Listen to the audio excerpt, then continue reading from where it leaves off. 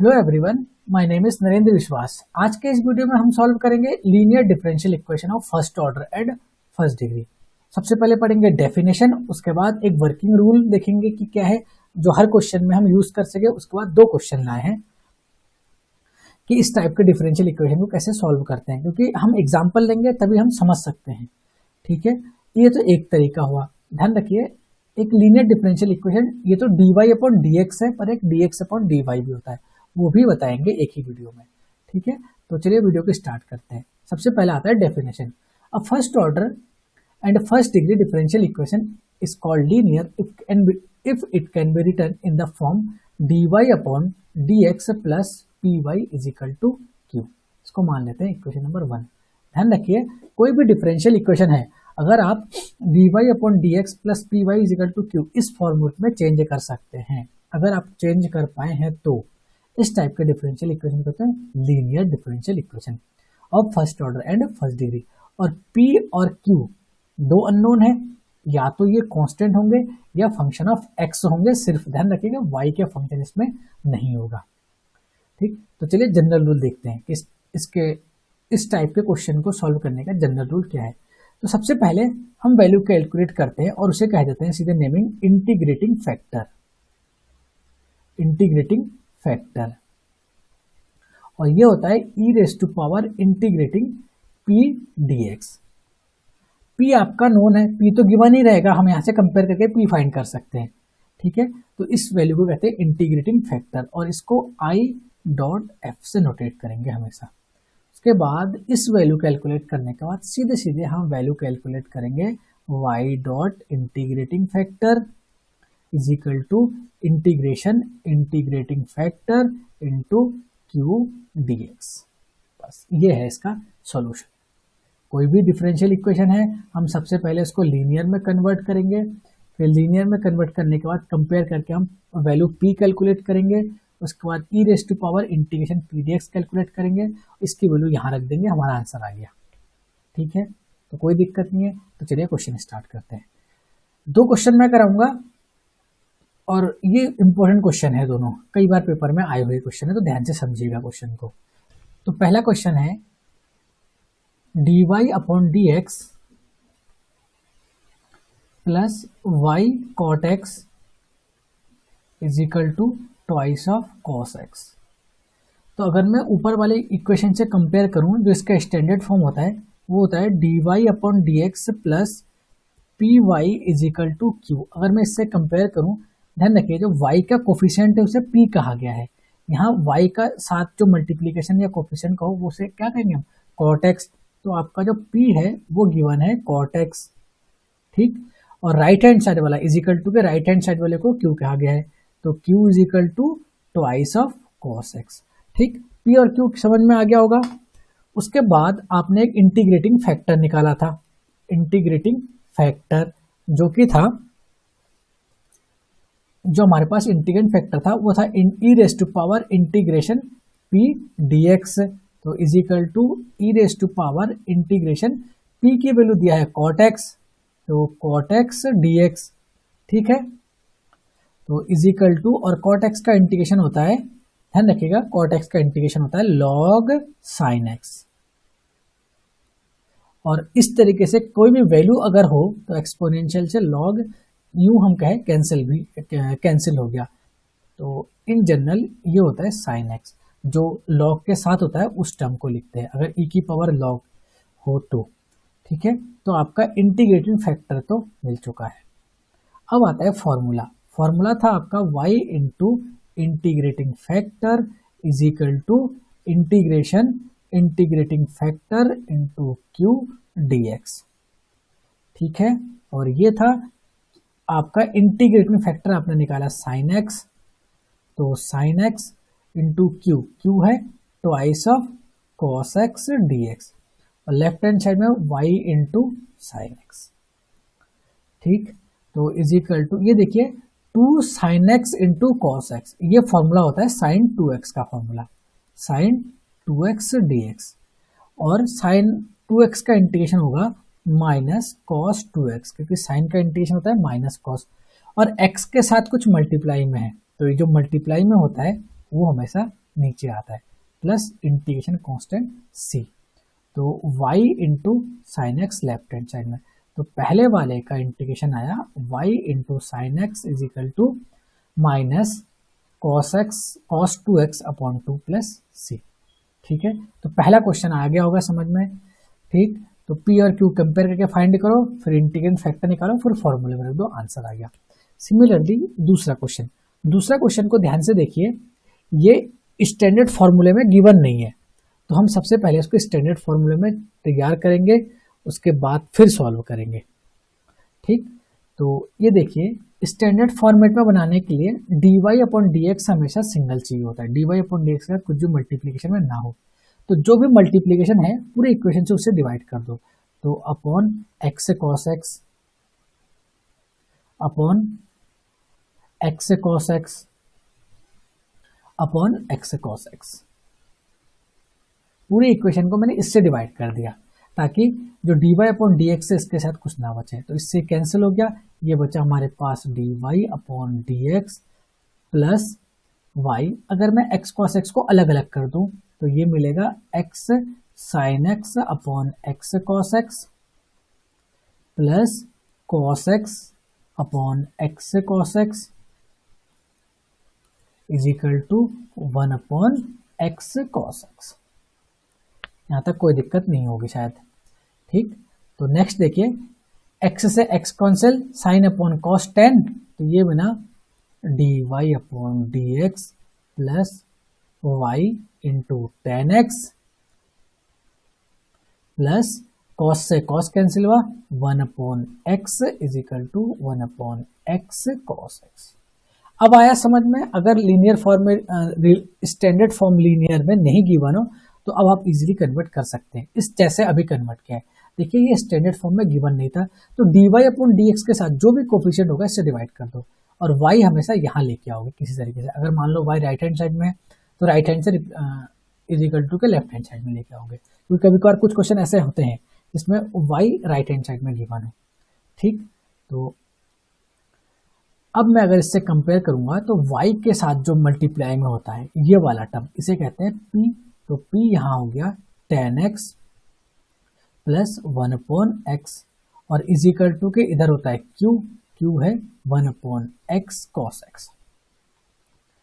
अब आपका जो इंटीग्रेटिंग फैक्टर है इसका फॉर्मूला होता है e raise to power integration p dx, और p की वैल्यू है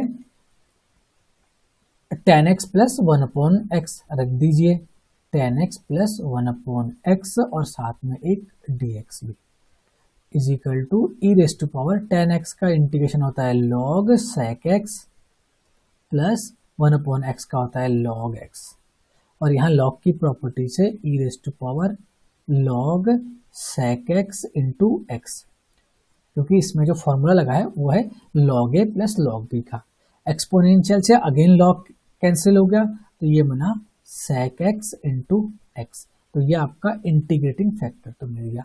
अब आपके पास जो फॉर्मूला होता है वो होता है y into integrating factor is equal to integrating factor q dx, और इंटीग्रेटिंग फैक्टर है sec x into x is equal to integration sec x into x into q की वैल्यू देखिए 1 upon x cos x, q की value है 1 upon x cos x और साथ में एक dx भी। देखिए x से x कैंसिल हुआ, ये cos ऊपर जाके sec बनाएगा, ये sec ऑलरेडी है ही है, तो sec स्क्वायर x dx, और sec स्क्वायर x का इंटीग्रेशन होता है 10x प्लस एक इंटीग्रेशन कांस्टेंट c, तो आपका आंसर आया y इंटू एक्स, इस x को मैं पहले ले गया इंटू sec x। तो दूसरे क्वेश्चन का भी आंसर आ चुका है जो कि है y into x sec x is equal to 10x। तो पहला और दूसरा क्वेश्चन समझ में आ गया होगा।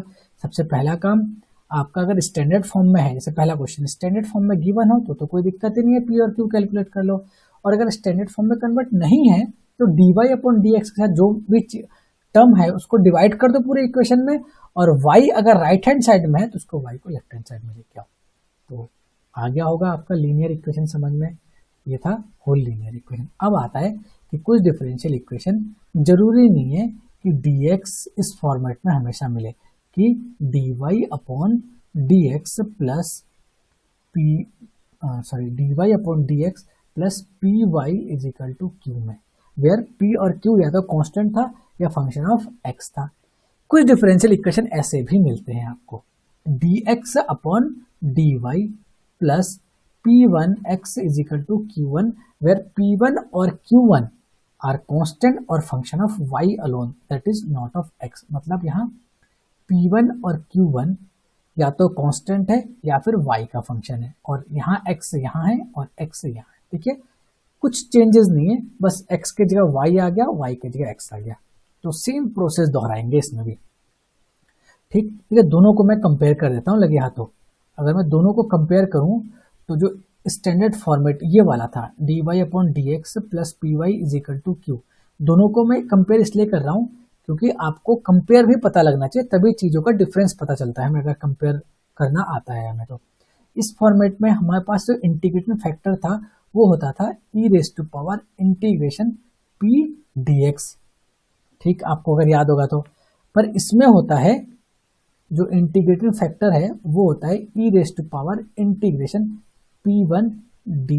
ध्यान रखिएगा dy होता है, यहाँ dx होता है। चेंजेस है, यहाँ dy अपॉन dx था, यहाँ dx अपॉन dy था, यहाँ y है, यहाँ x है। तो तभी मैं कह रहा हूँ x की जगह y आएगा, y की जगह x आएगा। ठीक, दूसरा इसमें फॉर्मूला होता था y into integrating factor is equal to integration integrating factor into q dx, और इसमें फॉर्मूला हो जाएगा x आएगा, यहाँ x into integrating factor is equal to integration integrating factor q1 into dy। तो ध्यान रखिएगा अंतर है दोनों में, x को y से रिप्लेस किया आपने और y को x से रिप्लेस किया। ठीक है, चलिए क्वेश्चन से बताते हैं, ज़्यादा मज़ा आएगा।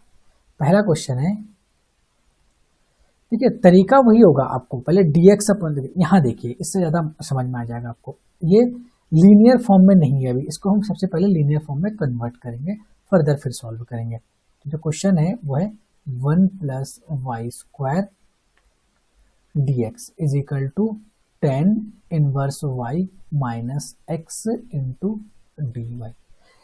इसमें लीनियर में बनाने के लिए हमें dx अपॉन dy चाहिए, तो मुझे dx अपॉन dy बनाने के लिए इस dy का इधर डिवाइड कर दो और 1 प्लस वाई स्क्वायर को इधर डिवाइड कर दो। तो ये मिला dx upon dy is equal to 10 inverse y minus x upon 1 plus Y square. आ गया होगा समझ में। अब दोनों को अलग अलग कर दो, तो ये 10 inverse y upon 1 plus Y square minus x upon 1 plus Y square, और साथ में dx अपॉन dy। अब देखिए ये x वाला टर्म है, ये राइट हैंड साइड में है, तो इसको लेफ्ट हैंड साइड में लेके आइए। तो ये मिलेगा dx upon dy plus x upon 1 plus Y square is equal to 10 inverse y upon 1 plus Y square. अब ये स्टैंडर्ड फॉर्म में कन्वर्ट हो गया है। ठीक है, नहीं समझिएगा, स्टैंडर्ड फॉर्म में अब ये कन्वर्ट हो गया। स्टैंडर्ड फॉर्म में कन्वर्ट हो गया तो x के साथ जो मल्टीप्लाई में है इसको हमने p1 नेमिंग किया था, तो p1 है 1 अपॉन 1 प्लस वाई स्क्वायर, और राइट हैंड साइड वाला जो है वो q1 नेमिंग किया था, तो वो है 10 inverse y upon 1 plus Y square.